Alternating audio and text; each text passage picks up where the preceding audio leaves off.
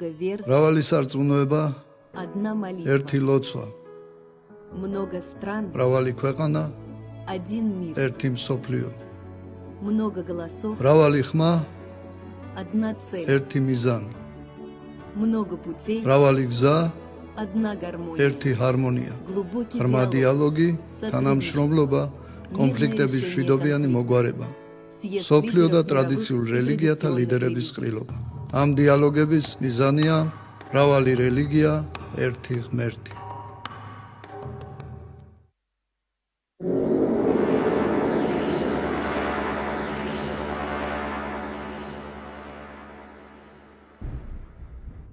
ახლა ვნახოთ რა ხდება ქალაქ ასტანაში. დავაკვირდეთ მის გერბს.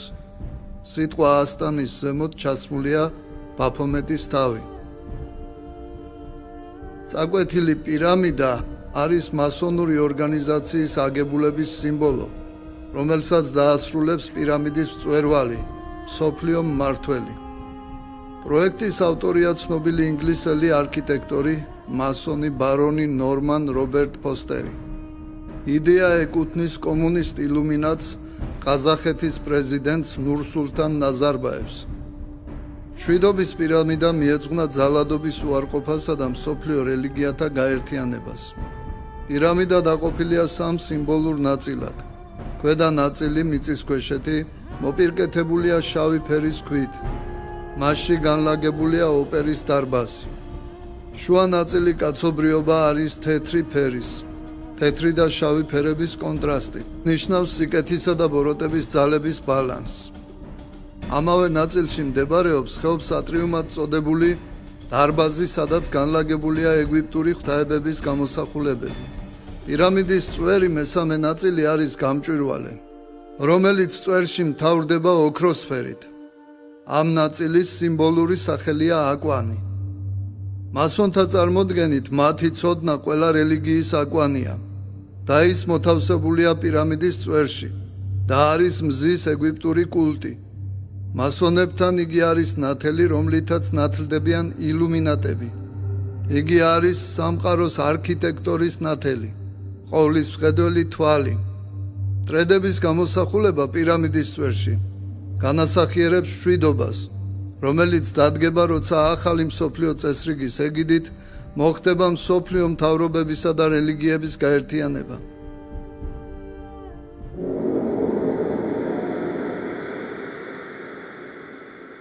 –33 გრადუსის მასონი ილუმინატი მენლი ჰოლი აღნიშნავდა, რომ პირამიდა, ძირითადი სიმბოლო, წარმოადგენს ძველი ცივილიზაციების მისტერიას.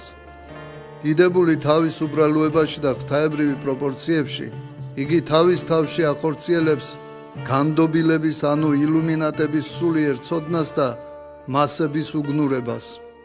ამ პირამიდაში 3 წელიწადში ერთხელ იკრიბებიან მსოფლიოს რელიგიათა ლიდერები, სადაც ისინი ბჭობენ მშვიდობაზე და თანამშრომლობაზე და მიუხედავად რელიგიათა სხვადასხვაობისა, აღიარებენ ერთ საერთო ღმერთს. სწორედ ეს არის ანტიქრისტეს რელიგიის აკვანი.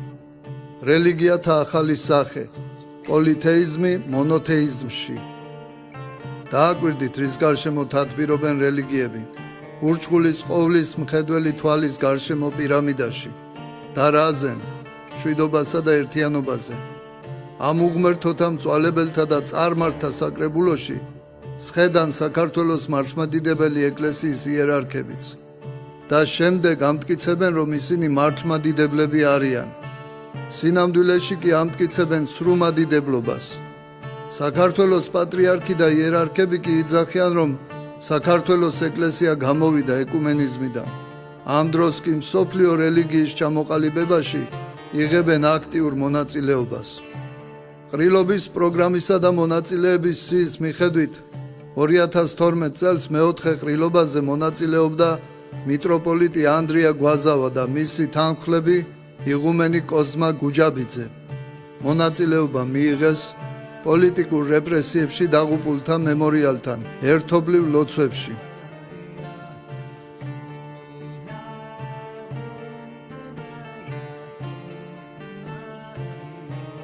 2015 წელს მეხუთე ყრილობაზე წარგზავნილი იყო ეპისკოპოსი დიმიტრი კაპანაძე და ქაშვეთის ტაძრის წინამძღვარი დეკანოზი მიხეილ ფოფხაძე. იმის მტკიცებად, რომ იქ რელიგიური, სარწმუნოებრივი საკითხები წყდება, გთავაზობთ მეხუთე ყრილობის გახსნაზე ნაზარბაევის წარმოთქმულ სიტყვას. როგორც ამბობდა მაჰატმა განდი, ღმერთს არ აქვს რელიგია. ჩვენი ეკლესიური ზღუდეები ზეცამდე ვერ ადიან, ამბობდა მე-19 საუკუნის სახელგანთქმული ფილოსოფოსი მიტროპოლიტი პლატონ გოროდეცკი. თანამედროვე ისტორია მიცის ტოლერანტობის მაგალითები საზოგადოების რელიგიურ ურთიერთობებში. მაგალითად, ჩვენ ყაზახეთში შევქმნით 18 რელიგიური კონფესიის თანაარსებობის მოდელი, რომლებიც ერთმანეთთან ცხოვრობენ მშვიდობით, თანხმობითა და ურთიერთგაგებით. ჩვენს დედაქალაქში თქვენ შეგიძლიათ მოინახულოთ აქ მონაწილე ნებისმიერი კონფესიის ტაძარი. თქვენ ნახავთ ადამიანებს, რომლებიც მშვიდად დადიან ტაძრებში და ლოცულობენ ერთ საერთო ღმერთზე. ამ სიტყვებს ისმენს მართლმადიდებელი და თავისი ყოფნით და თან დუმილით ეთანხმება სატანის მოციქულებს. ეთანხმება იმაში, რომ ღმერთი ერთია, რომ სამება, ალახი, კრიშნა, ოსირისი და სხვა მრავალი ერთი ღმერთია. რატომღაც დაავიწყდათ მართლმადიდებელი იერარქებს, რომ ღმერთნი წარმართანი ეშმაკარიან. მართლმადიდებლობის გარდა ამათ ყველას მართლაც ერთი ღმერთი ჰყავთ სხვადასხვა განსახიერებაში და მისი სახელია სატანა და ლუციფერი. დედამიწაზე ტერორიზმისა და ომის საშიშროების პრობლემებს ამოფარებული სატანა იყენებს სიტყვას მშვიდობას, თანხმობას და გლობალურ ტოლერანტიზმს. რამე თუ რაჟამს თქვან მშვიდობაი და გრძალულებაი, მაშინ მეხსეულად მოიწიოს მათზე და მომსვლელი ვითარცა სალმობაი შობადისაი და ვერ განერენ. ახლა ზემოდან დავხედოთ ასტანის ამ ნაწილს. აქ არის ფენიქსის გამოსახულება, მზის უნივერსალური სიმბოლო, ქრისტიანული გადარჩენის ალტერნატივა ოკულტიზმში. ორი სიმბოლოს, გველისა და უსასრულობის სიმბოლოს გაერთიანება. გველი წარმართობაში არის აღორძინებისა და შუამავლობის სიმბოლო ფიზიკურ და სულიერ სამყაროებს შორის. ორი სპილენძის სვეტი, რომელიც ოსტატმა ჰირამმა დადგა სოლომონის ტაძრის წინ. იახინ ნიშნავს ის ამტკიცებს, ვუაზ ნიშნავს მასშია ძალა, რომელთა შორის მოთავსებულია საფეხურები ან ჭადრაკისებური იატაკი, რაც მასონური განათლების პროცესში გამოცდებითა და სტიქიებით განწმენდის სიმბოლოს წარმოადგენს. სხვათა შორის ასეთი სიმბოლო თბილისშიც არის. მასონ ზურაბ წერეთლის შემოქმედება საქართველოს მატიანეში. მრავალი მასონური ჯილდო და ორდენი აქვს მიღებული აღნიშნულ პიროვნებას, მათ შორის ყაზახეთის სამახსოვრო მედალი ასტანა. ბაიტერეკი ასეთივე სიმბოლოა ბაფომეტის თავზე, ოქროს ბურთი, მზის სიმბოლო, უმაღლესი ღვთაების სახე. ოქროს ბურთის შიგნით არის ოქროს სამკუთხედი, ნაზარბაევის ხელის ანაბეჭდით. აქვე არის დედამიწის გამოსახულება თვალის სახით, რომლის გარშემოც არის 18 რელიგიური კონფესიის მიერ ხელმოწერილი ფირფიტა, რაც ისევ და ისევ წარმოადგენს რელიგიათა გაერთიანებისა და ახალი მსოფლიო წესრიგის დამყარების სიმბოლოს.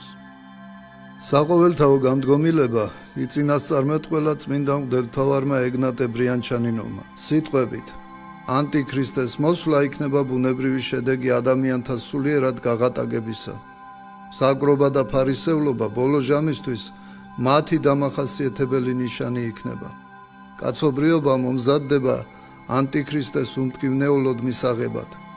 მარილი განქარდება. ეკლესიის დიდი ნაწილი აღარ იქნება ქრისტეს ეკლესია, არამედ ცრუ ეკლესია. წმინდა მოციქულთა კანონების ბოლოში მოციქულებმა დაწერეს შემდეგი სიტყვები: ეს კანონები განწესებულია ჩვენ მიერ თქვენთვის, ოი ეპისკოპოსნო, ხოლო თქვენ თუ ამას დაიცავთ, ცხონდებით და მშვიდობა გექნებათ, ხოლო თუ ეურჩებით, დაიტანჯებით და მუდმივი ბრძოლა გექნებათ ერთმანეთში და ურჩების შესაფერისი სასჯელიც დაგედებათ. ნამდვილად წმინდა და მართალია მათი სიტყვები. ყველაფერი იმის შემდეგ, რაც ვიხილეთ და მოვისმინეთ, ადამიანი ჩაფიქრდება დღევანდელი ეკლესიის მადლმოსილებაზე და დასვამს კითხვას: არის დღეს კი მადლი ეკლესიაში? ამაზე პასუხს იძლევა ბერძენი მამა არქიმანდრიტი ექვთიმეტრე კამინასი. ჩვენ დღეს ზმანო გვაქვს კი მადლი სულიწმიდისა? ჩვენს ეკლესიაში არის მადლი, აღესრულება საიდუმლოებები ადამიანთა საცხონებლად, მაგრამ ვამბობთ, რომ ეს ხდება იკონომიით, ანუ ღმერთის დაშვებით, შეღავათით, რადგან მთელი ეკლესია უყრია ეკუმენიზმის ერესს. ამიტომ ვამბობთ, რომ იკონომიით არის ჯერ კიდევ მადლი ეკლესიაში, რათა კეთილი არჩევანის მქონე სულები ცხონდნენ. ყოველი ჩვენგანი სხვადასხვაგვარად ეზიარება საიდუმლოებებს. ზოგი იღებს მადლს, ზოგიც კი სასჯელს. ვთქვით, რომ წმინდა საიდუმლოებები აღესრულება იკონომიით. რადგან თუ ვიტყვით კანონების სიზუსტით, სადაცაა ერესი, იქ არ შეიძლება ერთად იყოს ქრისტე და ეშმაკი. ეს შეუძლებელია, მაგრამ ვამბობთ, რომ იკონომიით, დაშვებით, უნარჩუნებს ღმერთი მათს ეკლესიას, რადგან ყველგან დაისადგურა ეკუმენიზმის ერესმა და აღარ შეგვიძლია ვთქვათ, რომ ის არის ჯანმრთელი და ეს ავადმყოფი, რომ ეს არის მკვდარი სხეულის ნაწილი და შეიძლება მოუკვეთოთ. ჩვენ ვემიჯნებით მწვალებლებს და ვამბობთ, რომ კატიკონომიით, დაშვებით არის ჯერ კიდევ მადლი ეკლესიაში, უბრალო ხალხის გულისათვის. მაგრამ პრობლემა ეს არ არის. არსებობს მადლი ჩვენს ეკლესიაში და აღესრულება საიდუმლოებები. მაგრამ არის მადლი სულიწმინდისა ჩვენში? და როგორ გავიგოთ ეს? არის თუ არა მადლი ჩვენში? ხედავთ, რომ სულთ მოფენობის ნაყოფი იყო ყოველი წმინდანი. ჩვენ გვაქვს სიწმინდე, ვართ თანაზიანი სულიწმინდის მადლისა? უწინარესად მინდა გითხრათ ზმანო, პირველნი ვინაც არ ფლობენ, თუ შეიძლება ასე ვთქვათ, პიროვნულ მადლს და არა საიდუმლოებების აღსრულების მადლს, არიან ეპისკოპოსები. განა ეპისკოპოსებს მადლი არ უნდა ჰქონდეთ? მაგრამ არა აქვთ. საიდან ვიგებთ ამას ზმანო? ეს უკვე თვალსაჩინოდ ჩანს და არაა საჭირო ბევრი ფილოსოფია და თეოლოგია. ხედავთ, რომ ეკლესიას მიუძღვიან ცუდიდან უარესისკენ, როგორც ხელისუფალნი. როგორც ერთ ცუდ კაპიტანს მიყავს მის დაქვემდებარებაში მყოფი გემი და მგზავრები დასაღუპად, ასევე ისინი, ეპისკოპოსები, ეკლესიას მიუძღვიან არა ქრისტესაკენ, არამედ ეშმაკისაკენ. ერესი, ანუ მწვალებლობა არის სიბნელე, სიცრუე, ხიბლი, დაღუპვა და აქითკენ მიუძღვიან დღევანდელი ეპისკოპოსები ერთობლივად ეკუმენიზმის ერესის საშუალებით მრევლს და ეკლესიას. ხედავთ, რომ მათ პირადი ცხოვრება საამოდ აქვს მოწყობილი. ისინი მეგობრობენ მასონებთან, ებრაელებთან, ჩინოვნიკებთან, ფინანსდებიან ევროკავშირისაგან. იქედან მოდის ფულები და საჩუქრები, მაგრამ არ ვითხოვთ ეხლა ამაზე პასუხს მათგან. მათი ძირითადი დანაშაულია ერესი, სიცრუე. ასე ვიტყოდი, რომ ყველაფერს ვაპატიებდით. სიმდიდრეში და ფუფუნებაში ცხოვრებას, დიდრულ სამოსებს, ოქროსა და ვერცხლს, ერთი პირობით. თუ კი ისინი წმინდა ეკლესიის ხომალდს გაუძღვებოდნენ მართალი სარწმუნოებით ცხონებისაკენ. მაგრამ სწორედ ეს არის მათი უდიდესი დანაშაული, რომ წარმოგვიდგებიან როგორც უმანკო მტრედები, ხოლო მართლმადიდებლობას კი ყიდიან. მღვდლები და მოძღვრები არიან დამონებურნი ეპისკოპოსების მიერ, არიან დაშინებურნი მათგან, რადგან მღვდელმთავრებს არ გააჩნიათ მოციქულების დარის სიყვარული. ამიტომ ისინი გვევლინებიან როგორც სამხედრო ოფიცრები, რომლებიც როგორც დიქტატორები აიძულებენ მღვდლებს მათ ნებას დაემორჩილონ და ამგვარად მუდმივ შიშსა და ზეწოლის ქვეშ ამყოფებენ. ასე არის ჩვენი სამღვდელოება დაშინებული, დათრგუნული და დაბეჭავებული. ვერ ბედავენ მამხილებელი სიტყვის წარმოთქმასაც კი ეპისკოპოსის მიმართ, რათა თქვან სიმართლე, რომ ხალხმა გაიგოს თუ რა ხდება და სადაა სიმართლე. სასულიერო პირებიდან ხშირად გაიგონებთ, რომ სიყვარული ყველაფერზე აღმატებულია. მაგრამ ნუ თუ მოციქულებსა და წმინდა მამებს, რომლებმაც გადმოგცეს ჯულის კანონები, დღევანდელ იერარქებზე ნაკლები სიყვარული ჰქონდათ ადამიანისა. შემწყნარებლები უნდა ვიყოთ ადამიანების მიმართ და არა ცრუ და ერეტიკული სწავლებებისა. ჟულთან სიახლოვე განსაზღვრავს ღვთისა და მოყვასის სიყვარულის სწორ მდგომარეობას. ნუ ეგონება ვინმეს, რომ მშვიდობის წინააღმდეგნი ვართ. ნურც ექსტრემისტებად და რადიკალებად მოგნათლავენ იმის გამო, რომ ვცდილობთ დავიცვათ ჩვენის ჯული და სარწმუნოება, რომელიც იცავს ჩვენს სულს ბოროტებისაგან. ჩვენი მშვიდობა ჩვენს სარწმუნოებაშია. სანამ არ შევისხლხორცებთ ჩვენს წმინდა მართლმადიდებლობას, სანამ მტკიცედ არ გავმიჯნავთ ტყუილსა და მართალს ერთმანეთისაგან, წმინდა მამების სწავლებისა და სჯულის მიხედვით, სანამ ერი და პირველ რიგში კი სასულიერო პირები არ დავარქმევთ ყველაფერს თავის სახელს, მწვალებელს მწვალებელსა და კერძსახურებასა და ბელადომანიას არ მოეღება ბოლო და სანამ არ ამოვიღებთ ხმას, ვერ გავიგებთ რა არის მშვიდობა და ვერც ვნახავთ სიმშვიდეს. ჭეშმარიტი ღმერთი, ჭეშმარიტი მშვიდობა და ჭეშმარიტი სიყვარული მხოლოდ მართლმადიდებლობაშია. ჭეშმარიტების ღალატს უსჯულოება ქვია სახელად და არა ეკონომია, შეთანხმება თუ დათმობა. თუ შენი ეპისკოპოსი ისეთ რამეს ქადაგებს, რაც ცილდება კანონების ზღვარს, უბიწოების დამცველიც რომ იყოს, კიდეც რომ წინასწარმეტყველებდეს და სასწაულებს აღასრულებდეს, ცხრის ტყავში გადაცმულ მგელად იგულე, რამე თუ იგი სულების დაღუპვას ცდილობს, წმინდა ეგნატე ღმერთშემოსილი. ჩვენი დრო ძლიერ გავს ღირსი მაქსიმი აღსარებელის დროს, როდესაც არ მოიპოვებოდა ერთი ეპისკოპოსიც კი, რომელიც სიმართლეს ხმამაღლა იტყოდა. ერთადერთი გამოსავალი ალბათ ისევ და ისევ ხალხის ხმის ამოღებაშია, ისევე როგორც მარკო ზეფესელის დროს და გაფართოებული საეკლესიო კრების მოწვევაში, სადაც მონაწილეობას მიიღებენ არა მარტო სასულიერო, არამედ საერო პირებიც.